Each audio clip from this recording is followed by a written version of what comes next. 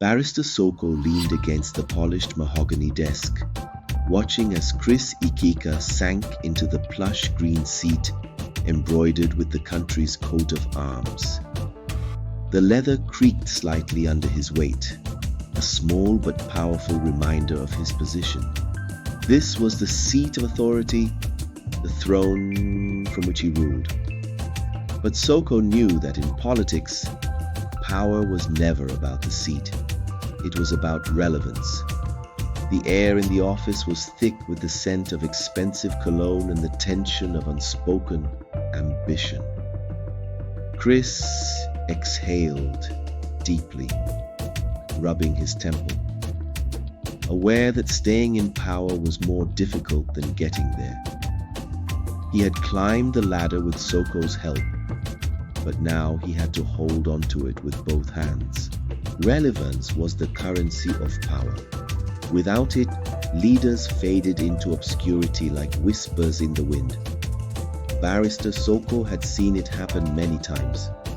The once powerful who no longer held influence were discarded, forgotten, their names no longer mentioned in important rooms.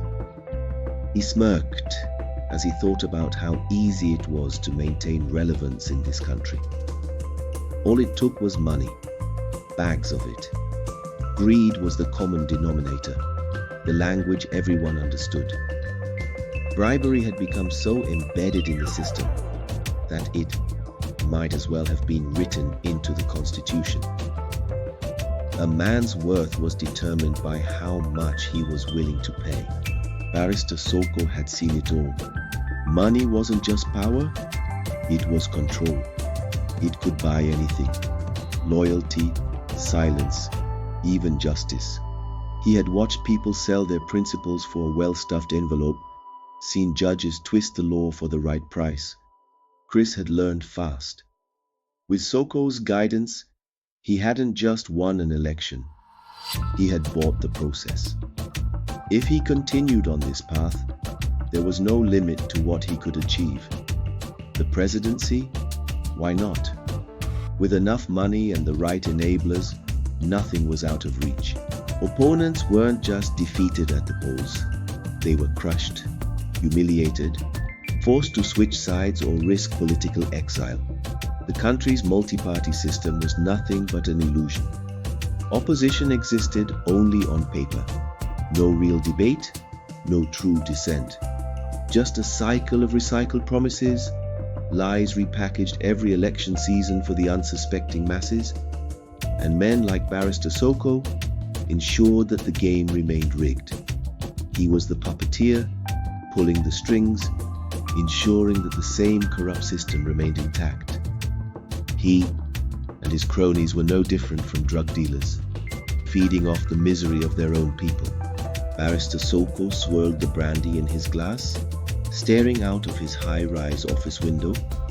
The city lights flickered below, tiny beacons of hope in a country that had long lost its way. He had his doubts about Honorable Chris Ikika.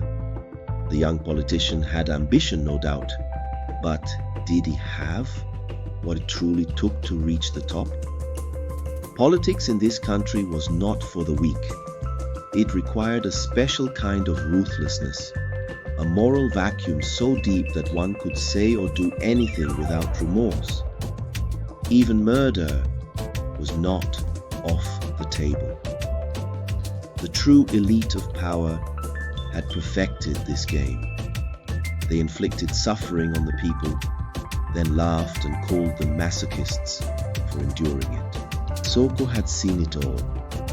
These leaders were nothing short of closet psychopaths. They looted the nation's wealth with impunity.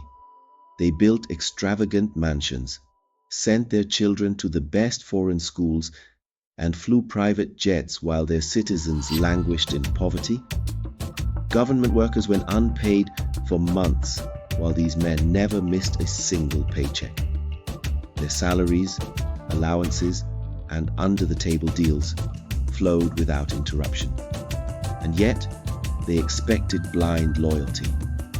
They controlled the system, twisting it to fit their endless greed. The whispers were growing louder.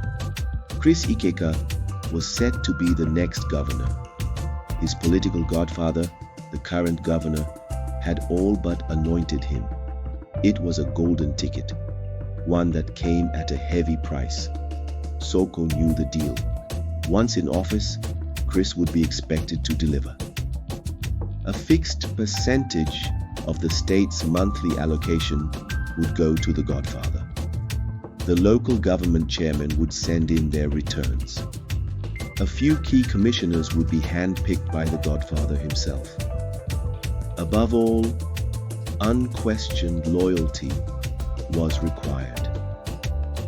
Chris would be reminded daily that his position was a gift, not an achievement. He would live under the shadow of the man who put him there. Barrister Soko had spent his life studying power. From his university days, he knew what it took to be a leader in this country, but he had never wanted the spotlight. His place was in the shadows, controlling the game from behind the scenes. Now, he needed to be sure. Was Chris ready? Many before him had started strong, but crumbled under the weight of power. Some, despite swearing blood oaths at the shrines of Amadiora, Sango, or Alakikia, had betrayed their godfathers. The result was always an ugly public fallout, one that ended political careers in disgrace. Chris was rising faster than a supersonic Concorde, but would he crash just as fast? Soko had to find out before it was too late.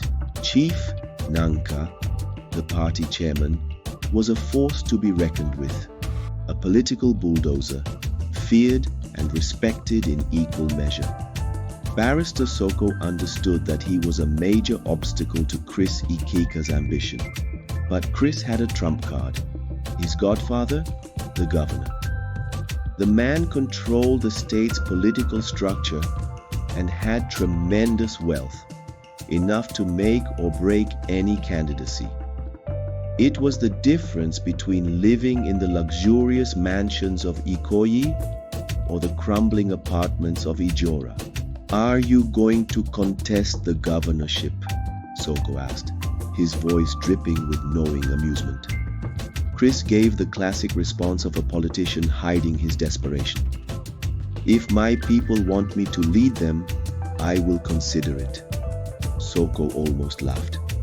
The man wanted the job badly. That much was obvious. Pretending otherwise was part of the script. But Chief Nanka said the governor has penciled you in as his favorite. Chris grinned, trying to sound modest. "There are others in the frame. The governor will announce his successor when the time comes." Soko smirked. "He's not going to choose Chief Nanka over you." Chris's smile was more restrained this time. "Chief Nanka is very close to the governor's wife. Don't underestimate the power of women." Soko chuckled. "Yes, you're right. They get him by the balls all the time." He made a claw-like gesture with his fingers. They both burst into raucous laughter, the kind that only men in power share when discussing things that the ordinary people had no idea about.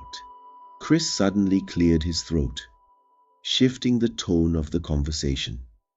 "One of my candidates won the House of Assembly election, but he's in front of the tribunal. I need your support, and I will settle you. The governor is interested in the case." Soko nodded, already calculating. He knew that securing this victory would strengthen the party's majority in the House. More importantly, it was another step in Chris's silent takeover of the party structure. "Is it Dango Wukari?" Soko asked. Chris nodded. "Yes, strong party man, very loyal." Dango Wukari was no ordinary candidate. He was a political thug, a man who made his name through election violence and strong-arm tactics. Once a mere councillor in a caretaker committee, He had worked his way up from the council's task force on internal revenue generation, a fancy way of saying he collected bribes. He had even been accused of embezzlement, but despite EFCC investigations, nothing ever came of it. People like him didn't go to jail. His reputation was legendary. Even INEC officials paid him protection money to keep their polling booths safe. The police feared him. He had once stolen a ballot box in broad daylight, placed it on his head, and ran off with it, while police officers fired shots at him. Chris knew the value of men like Dango. He kept them close, used them to build his power base, and rewarded them well. Soko understood it all too well. It was not difficult to see why men like Chris thrived in this system. Barrister Soko watched Chris pour himself another glass of St. Remy's. The rich amber liquid swirled in his glass as he leaned back, his eyes sharp with intention. The room was dimly lit, the thick scent of cigar smoke lingering in the air. Chris leaned forward, voice steady. "There's another case for you, Barrister Soko. Next week, the Supreme Court will give a verdict on the election petition against one of our big party men in the House of Representatives. He's the governor's person," he said. "He's loyal and fought ruthlessly for the governor's re-election. He's the kind we need in our party. I reckon the man will go far in politics." Barrister Soko nodded, already calculating his next move. Chris set his glass down with a quiet clink. His tone turned firm, almost demanding. "The governor doesn't want that inconclusive verdict rubbish or any reckless technicalities. He wants the judges to declare him the winner outright." Barrister Soko frowned slightly. "How can that be possible?" "Almost impossible. But look at it this way. If we get a rerun verdict and you settle the state electoral commissioner, the seat would be in the bag. You've bought the policeman, and the brigade commander would obey orders from the top. No problem there." Chris waved a hand dismissively. No, you don't understand politics. The governor does not want to risk losing the election. This is a critical moment for him. He wants his boys in posts, in offices of the state, to protect him after he has served his term. The truth was that the governor had grown tired of playing the old game, buying voter registration cards, bribing opinion leaders, paying community heads, and hiring thugs to snatch ballot boxes. Now, he preferred a cleaner approach. The courts were far more predictable, less messy, and certainly more cost-effective. It would have been laughable if it weren't so serious.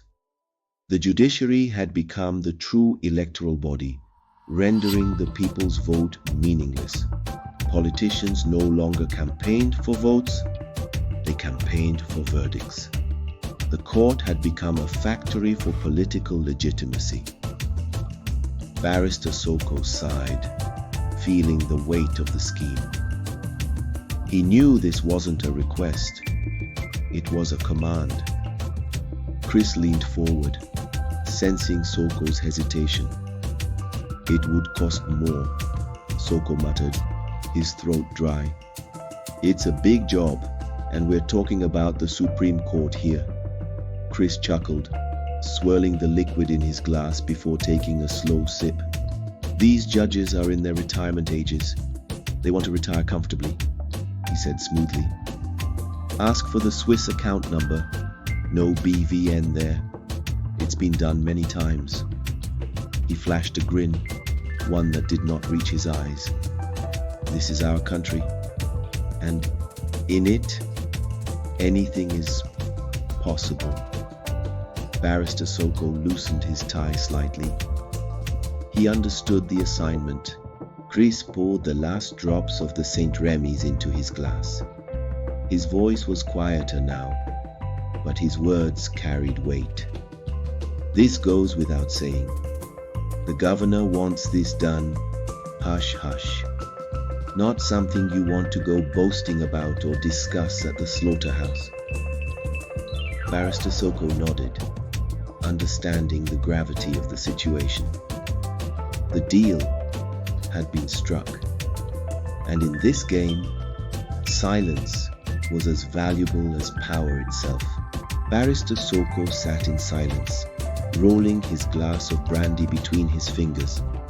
The room was dimly lit, the golden liquid reflecting the soft glow of the table lamp. This was different. It was one thing bribing the police, electoral officials, or even a high court judge.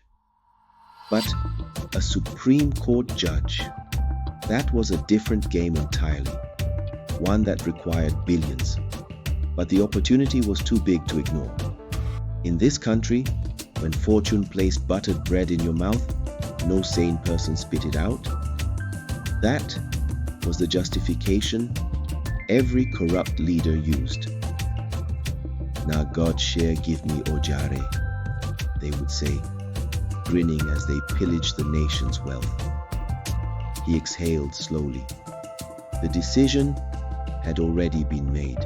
Barrister Soko knew how to sew up the deal. He had done it countless times. It was all about speaking to the right people, whispering in the right ears. Supreme Court verdicts didn't come cheap, but they did come at a price. A quiet meeting in chambers, a discreet handshake, a simple question. How much? And it would be done. It wasn't a question of morality anymore. This was how things were. If he didn't do it, someone else would. And then he would be the fool. Chris leaned forward, his voice low but firm. "You know the case we're talking about. It's all in the papers. This man is an upcoming politician, always seen with the governor. He needs to be with the big boys. This job is very, very important, Barrister." Barrister Soko nodded, swirling his brandy. He knew the governor had enough in his security vote to make it happen. The Constitution provided for such things, though no one ever spoke about it out loud. This wasn't democracy, it was politics. And politics in this country wasn't about the secret ballot. It was about secret patronage. Barrister Soko sipped his brandy, feeling its warmth spread through his chest. He was beginning to grasp the scale of what he was involved in. This was big, and the reward, even bigger. He and Chris were more than associates. They were like blood brothers, bound not by loyalty, but by necessity. Like cellmates in Kirikiri prison who smuggled contraband together, they operated under the same unspoken code. They needed each other. He smirked, raising his glass. He loved the shenanigans. At this point, it had become second nature.